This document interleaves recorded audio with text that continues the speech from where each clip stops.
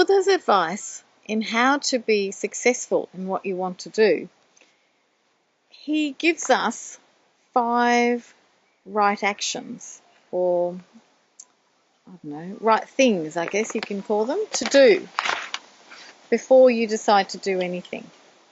And this is how to be determined, how to generate resolute determination about something that you wish to achieve in your life. So he says that the 5 things are to generate the intention. So the intention makes the most karma because it's your mind doing it, the wish to do, the will to do. So you need to first consider that, analyze it, make sure it's what you really want. Is that what you want to achieve in your life? Is that what you want to do? How's it going to affect you?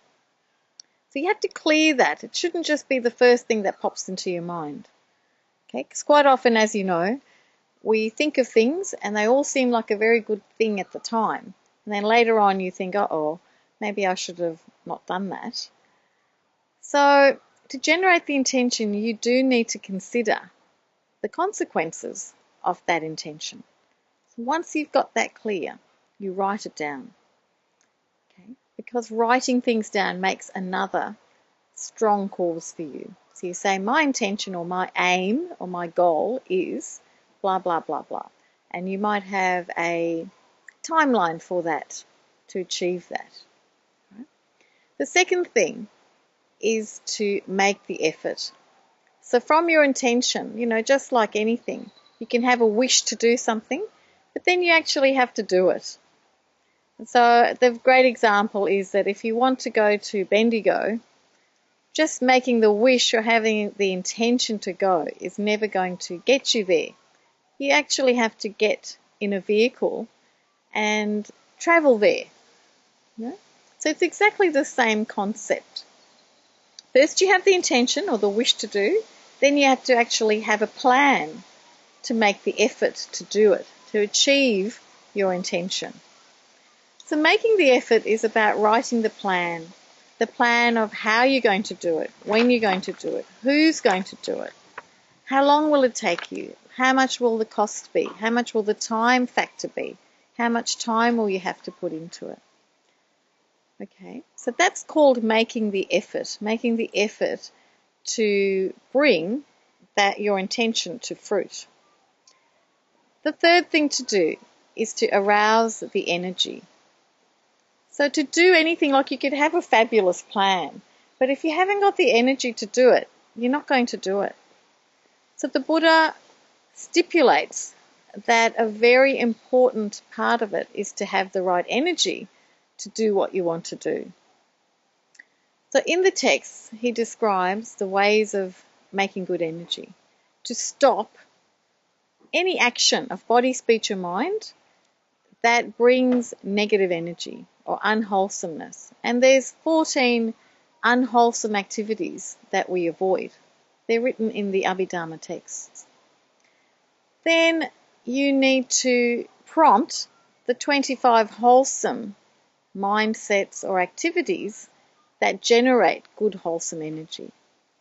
Okay, so you need to then look at what you're doing, what you're saying, what you're thinking, to make sure that you've got the wholesome energy to direct it to your intention. Right? So that's the third thing. The fourth thing is to apply the mind. So apply the mind is about being mindful about what you're doing. So not forgetting why you're doing this.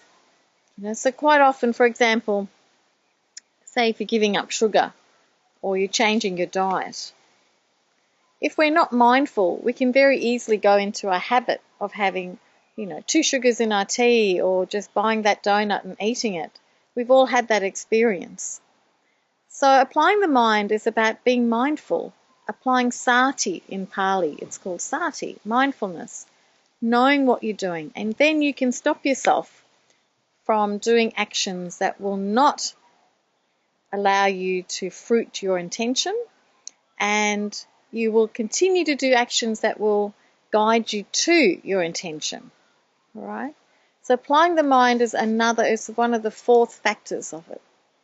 Now, the last one, which is probably, just as important as the other four, if not more, is to do that whole plan and that whole activity with joy, with happiness, with delight, with glee, if you like, Our teacher used to call it putting ardour on top, being really 100% joyful and happy and eager and, that